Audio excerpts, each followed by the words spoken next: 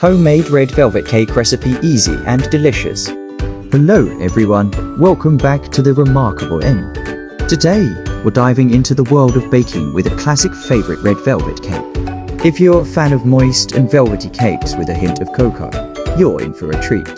Let's get started. Here are the ingredients you will need for our homemade red velvet cake. 1. 2½ cups all-purpose flour. 2. 1½ cups granulated sugar. 3. 1 teaspoon baking powder. 4. 1 teaspoon baking soda. 5. 1 teaspoon salt. 6. 2 tablespoons cocoa powder. 7. 1½ cups vegetable oil. 8. 1 cup buttermilk. 9. 2 large eggs. 10. 2 tablespoons red food coloring. 11. 1 teaspoon vanilla extract.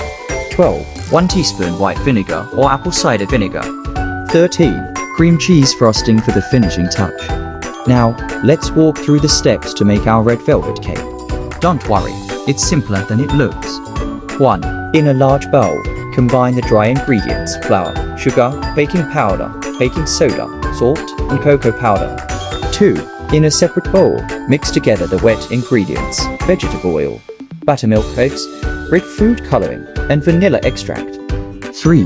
Gradually add the wet ingredients to the dry ingredients, mixing until just combined.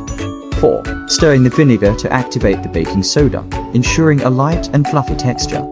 5. Grease and flour your cake pans before dividing the batter evenly between them. 6. Bake in a preheated oven at 350 F175C for approximately 25–30 minutes, or until a toothpick comes out clean. And now, the icing on the cake literally. Let's whip up a quick and delicious cream cheese frosting. 1. In a bowl, beat together softened cream cheese and butter until smooth. 2. Add powdered sugar and vanilla extract, continuing to beat until creamy. 3.